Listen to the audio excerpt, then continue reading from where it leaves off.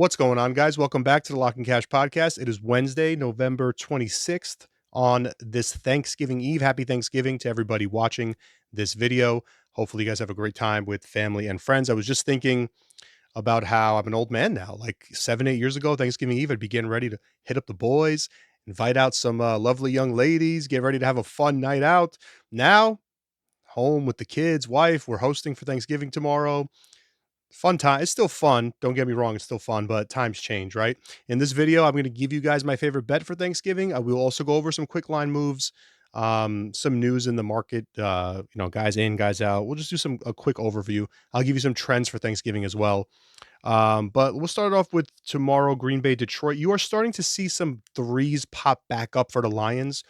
As I mentioned in the market review yesterday, I was surprised that it ever got to 2.5. I make this line 4. So now you're starting to see some threes come back out there. And I wouldn't be surprised if you wake up tomorrow morning and you have some 3.5s as well. I do think it's a better spot for the Lions, but we'll see where this ends up going. Not much other than that for this game. And kind of a similar sentiment with Kansas City, Dallas, which was sitting flat at 3. Now you're starting to see 3.5s come back up. But you can still find some threes out there, juice threes at -120. And that gets us to my favorite bet on Thanksgiving. We're getting to it early. It is the Chiefs -3, which I got at -115. I really like this spot for Kansas City. Yes, they're coming off of an overtime game on a short week. I know that may concern you, and it did concern me at first too. But I want to fade teams that are coming off of overtime games when they played a rough, full overtime period, when their defense was on the field for a ton of snaps. Neither was the case for Kansas City on Sunday. In fact, their offense played over 90 snaps. They dominated time of possession against the Colts. That is a good thing. That's beneficial because you get to control the flow of the game. It's not your defense out there getting thrown around and being tired. So I actually think this defensively for Kansas City, this should be a normal spot. They're going indoors on the fast track. They've got speed at the skill positions, which should upset Dallas's defense. I also want to fade this vibe around the Cowboys where the defense is now healthy, so they're back to being a really good unit. It's now a really good team. I don't buy all of that. I think it's a very good offense, but I don't buy this defensive performance. I think that's more of their opponents being the Raiders. I mean, look at how bad the Raiders are. Horrific. The Raiders are arguably the worst offense in the league. Going up against the Raiders, and then you get the Eagles, who, yes, the Eagles have potential offensively, but they've got chemistry issues right now, locker room issues right now. That was a revenge game. They beat you earlier in the season. And even with all that, you were down 21-0. I think if you spot Kansas City a lead here, you ain't getting it back. So I like the Chiefs. Worth noting, road chalk on Thanksgiving, road favorites, 20-6 ATS over the last 20 years. I think that just speaks to the fact that the visiting team comes in on a holiday and it's more like a business trip versus the team being at home. Your friends are there, your family's there, more distractions that could trip you up. I just really like the spot for Kansas City. I think you're getting the better offense, the better quarterback, the better coaching staff, and I think it will show more in this game than it did in their 2 previous games. So I like the Chiefs in that one. For the late game, it looks like we might be getting Joe Burrow for the Bengals. Not 100% confirmed yet, but it looks like he is a very strong chance of playing. I think I mentioned if you like Cincy, take the 7 now because I don't think it will be there if he does play.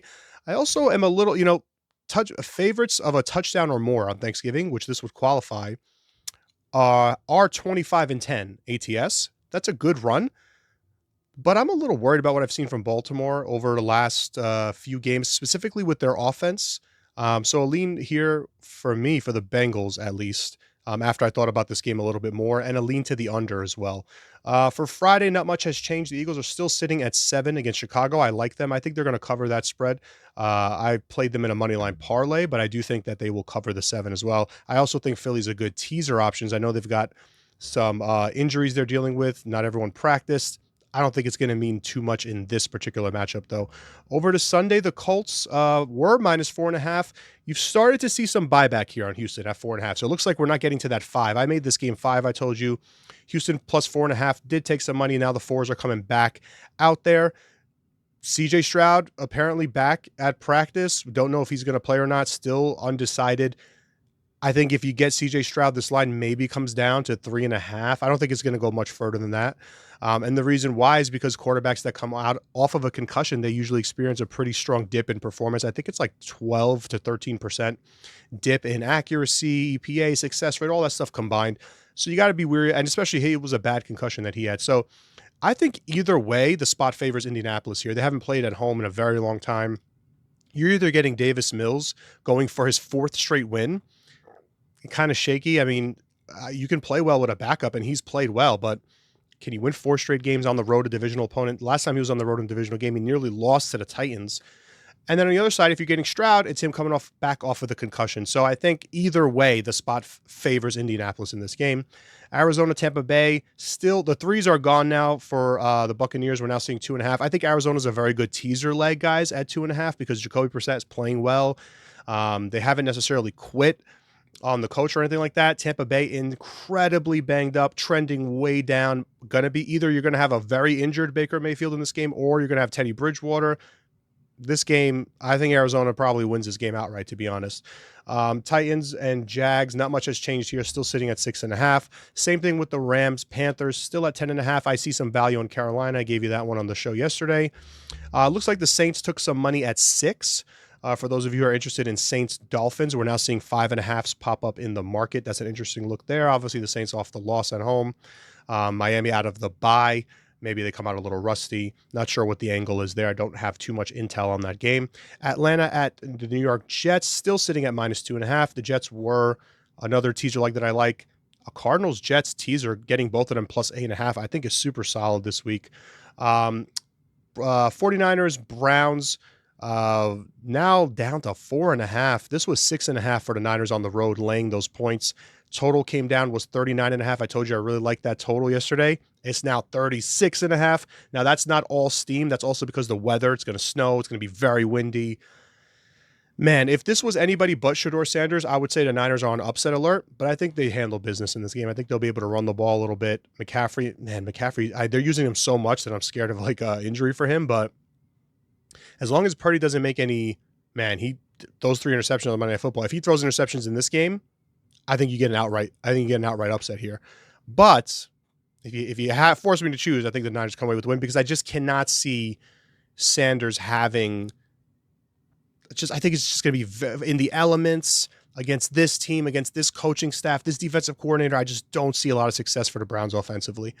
The Minnesota Vikings taking on the Seattle Seahawks has now gone up to 11.5, and that is because J.J. McCarthy out, concussion protocol. Max Brosmer making his first NFL start.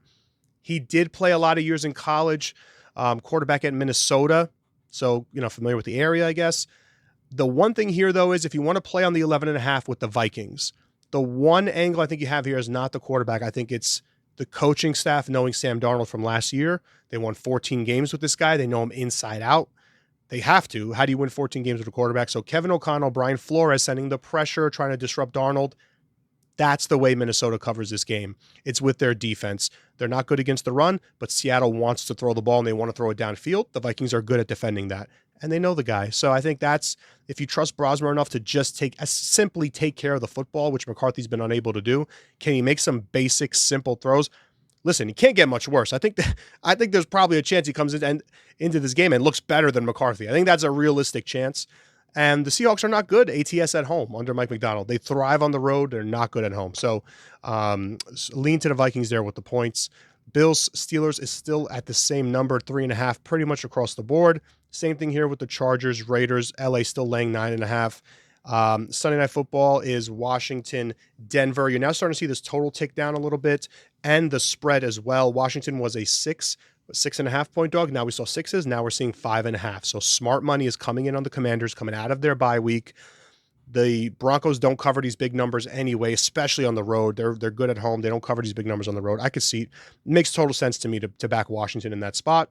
And finally, your Monday Night Football game is the Giants taking on the Patriots. New York still 7.5, basically across the board, 46.5 as a total. As I thought more about this game, it looks like you're going to get Jackson Dart back. He's going to be coming off the concussion. So remember what I mentioned earlier about CJ Stroud and the stats of quarterbacks that come out off of concussion protocol. So keep that in mind. But one angle to consider here, the Giants have now nearly upset 2 teams in a row. Do they come out deflated from that? Because it's kind of like two very emotional, like just tiring losses back to back? Or do they take that as like, we can hang with anybody? And on the other side, the Patriots now, without Campbell, the offensive line has multiple injuries across it. A lot of the backups guys that are on the offensive line for the Patriots are the guys that were starting last year on the offensive line for the Patriots, and they were horrific. They were one of the worst all lines in football last year. So if you got to throw out multiple backups there against this Giants pass rush, I mean, the one thing the Giants can do is rush the quarterback. That's the one thing you know they can do. So might be a little problematic. This is one of those games where I would tease New England or I would lean to the Giants with the points. That's kind of how, like, I just think it's going to be a weirdly close game. It's going to be one of those games where it's like, how are they keeping it close with the Patriots? Similar to last week, where how did they keep it close with the Lions? And the Pats going into their bye week for this one. So my thoughts on this one kind of changed a little bit since yesterday. Once I saw the injuries for the Patriots and once I thought about the spot a little bit more, I would lean Giants with the points. All right, guys, tomorrow is Thanksgiving. I hope you guys enjoy it. I hope you guys have a great time. Enjoy the food, everything else, family, friends. Enjoy the football games as well. It's going to be a lot of fun. We got three great matchups. I will be back on Friday. Remember, best bet. Well, at least, listen, my best bet, I lost the last best bet I gave you guys, but I'm going to say my favorite pick on Thanksgiving, KC -3. I'll be back on Friday. We'll wrap up the Sunday slate if there's any big changes. Thanks for watching, guys.